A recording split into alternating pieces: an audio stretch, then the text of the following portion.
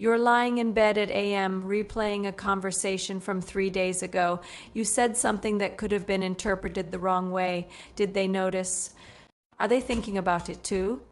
Maybe you should text them to clarify. But wait, would that make it weird? Now you're overthinking whether you're overthinking. If this sounds familiar, you're not alone. Overthinking isn't just a bad habit or a personality flaw.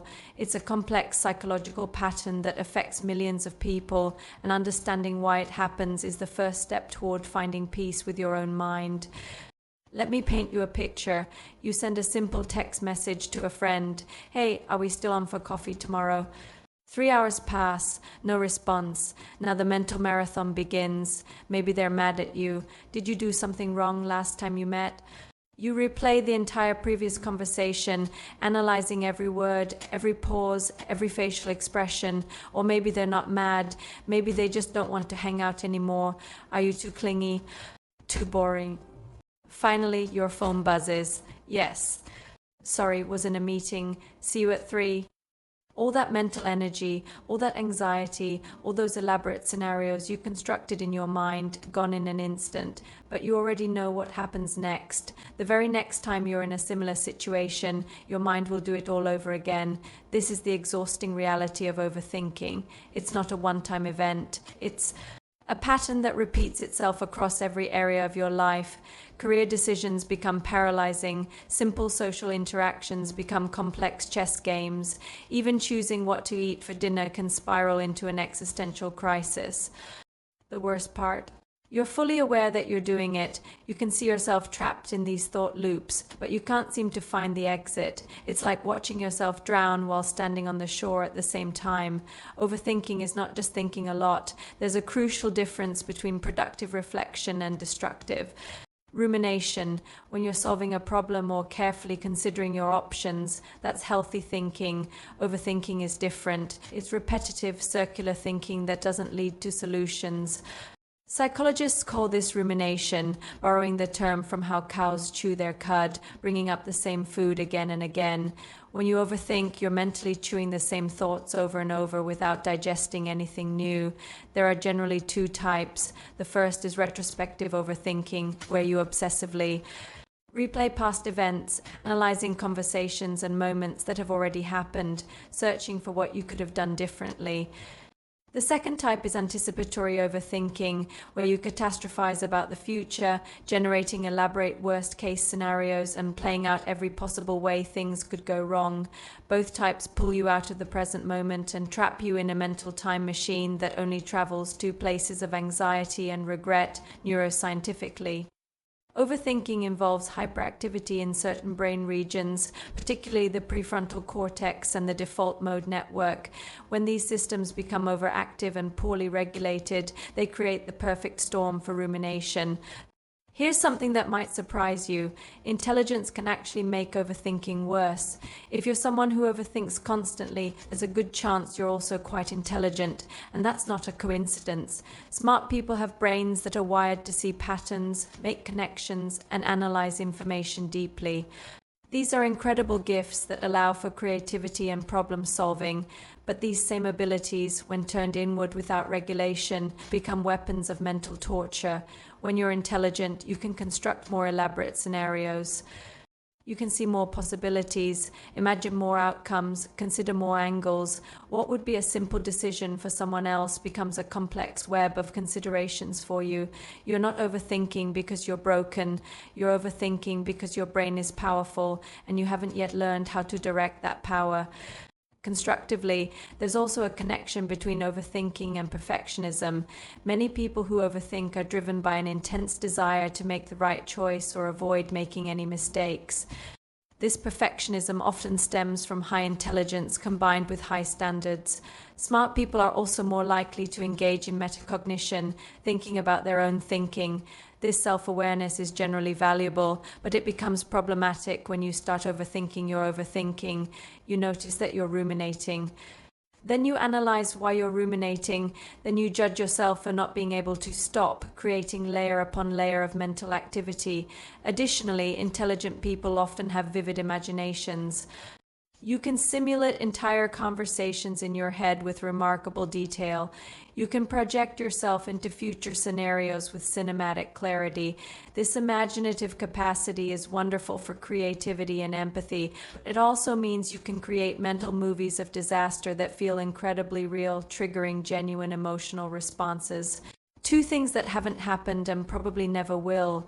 Overthinking isn't just a cognitive issue, it's deeply emotional. In fact, overthinking is often an attempt to manage uncomfortable emotions without actually feeling them.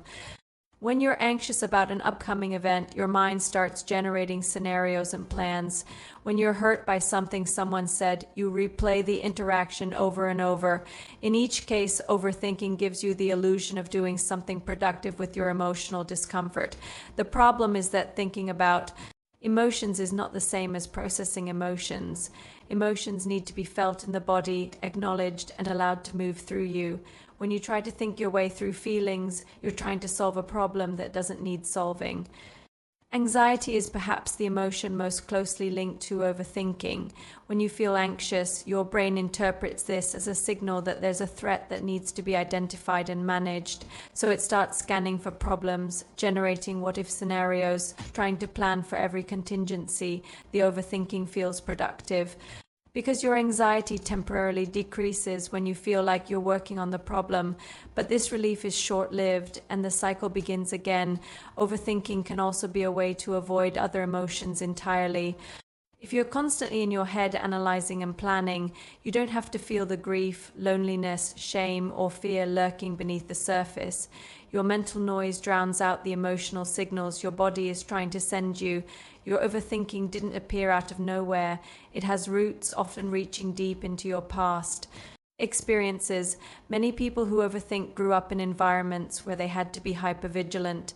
Maybe you had a parent whose mood was unpredictable, so you learned to constantly scan for emotional cues and adjust your behavior accordingly. Maybe you experienced criticism or punishment for mistakes, teaching you that every decision carried significant consequences. Perhaps you grew up in an unstable environment where you had to constantly anticipate problems to feel safe. In these situations, overthinking was an adaptive strategy. It helped you survive. It helped. You avoid conflict, minimize criticism, and maintain some sense of control in an unpredictable world. Your brain learned that thinking ahead, replaying interactions, and analyzing every detail was the way to stay safe. The challenge is that even when your circumstances change, even when you're no longer in those environments, your brain continues to use the same protective strategies.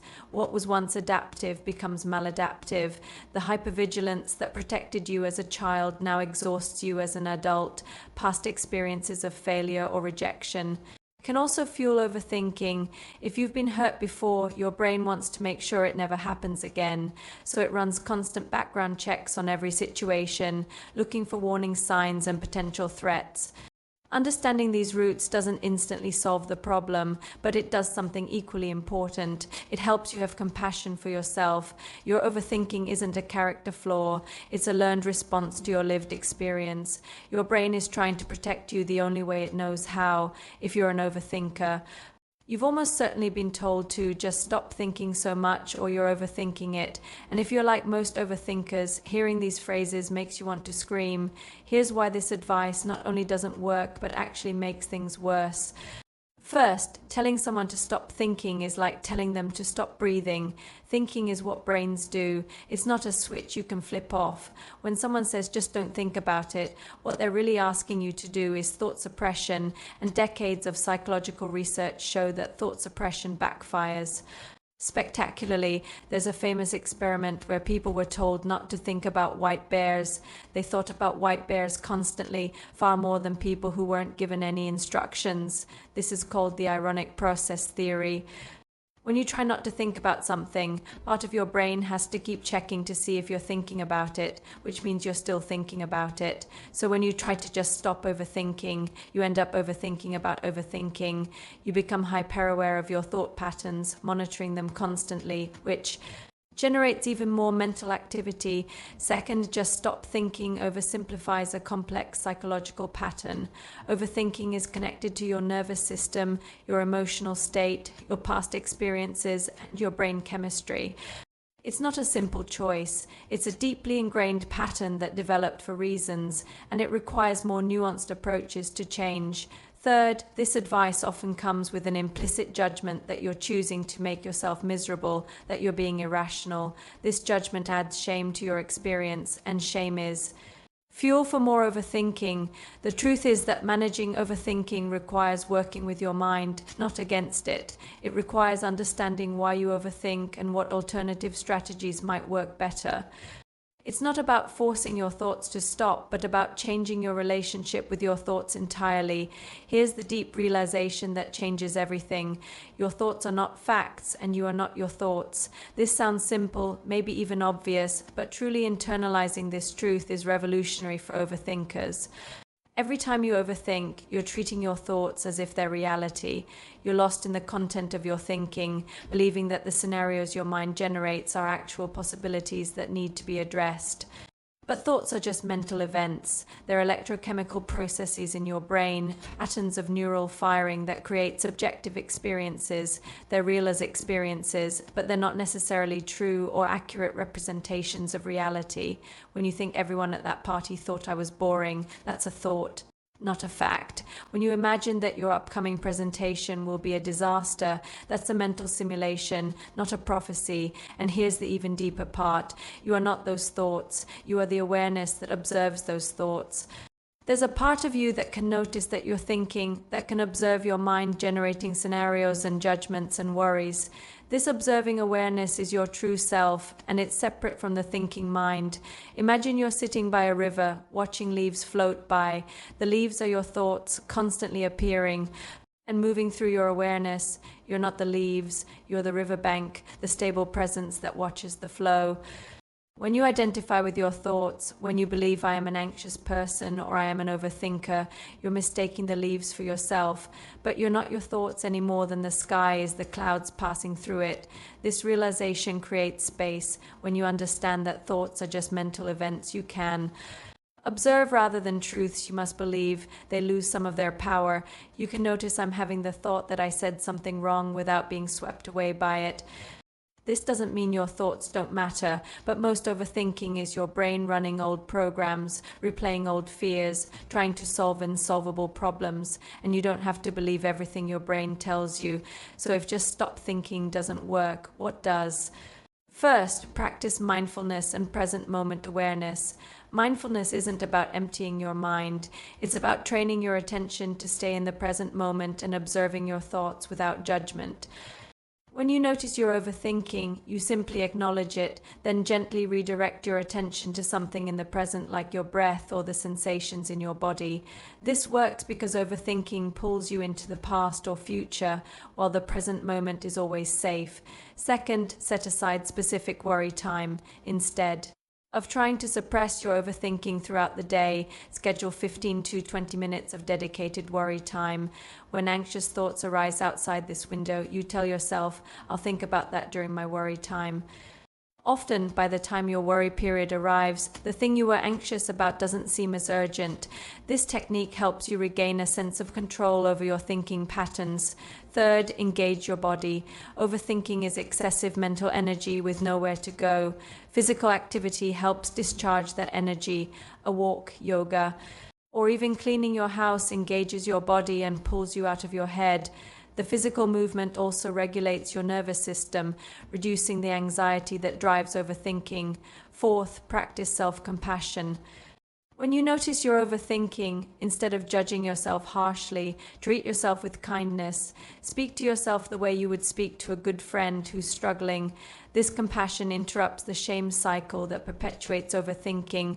Fifth, use the so what technique when you're caught in a worry spiral. Keep asking yourself, so what? Until you get to the core fear. Once you identify the real fear beneath the overthinking, you can address it directly rather than getting lost in surface-level rumination. Sixth, practice decision-making skills. Set clear criteria for decisions in advance. Give yourself a time limit for making choices and accept that most decisions aren't as consequential as they feel. Remember that making an imperfect decision and adjusting course is usually better than making no decision at all. Finally, consider working with a therapist, especially One trained in cognitive behavioral therapy or acceptance and commitment therapy, these approaches are specifically designed to help people change their relationship with their thoughts. Sometimes overthinking is connected to deeper issues that benefit from professional support. The key with all these strategies is consistency. They're not quick fixes, they're practices that gradually retrain your brain over time. Each time you catch yourself overthinking and choose to respond differently, you're building new neural pathways, teaching your brain that there are other ways to respond to uncertainty and discomfort. If you've made it this far, you're probably someone who knows overthinking intimately. You've spent countless hours trapped in your own mind, exhausted by the constant mental noise. I want you to know that your overthinking doesn't make you broken. It makes you human, human with a powerful mind that's doing its best to keep you safe, even if its methods are sometimes counterproductive. That mind has probably also given you depth, empathy, creativity, and insight. The same brain that torments you with rumination also allows you to understand complexity, to care deeply, to see possibilities that others miss. The goal isn't to stop thinking altogether. It's to change your relationship with your thoughts, to create space between the observing you and the thinking you, to learn when to engage with your thoughts and when to simply let them pass by like clouds in the sky. This is a practice, not a destination. Some days will be easier than others. You'll have moments when you catch yourself spiraling and successfully redirect your attention. You'll also have moments when you get completely lost in overthinking. Both are part of the process. Be patient with yourself. The patterns you're working to change have been with you for years, maybe decades. They won't dissolve overnight, but with consistent practice, with self-compassion, and with the right tools, you can learn to quiet the noise, trust yourself more, and find more peace in the present moment. Your mind is not your enemy. It's just a very enthusiastic protector that sometimes works over time. And you, the awareness beneath all those thoughts, you're already whole, you're already enough. No amount of overthinking can change that truth.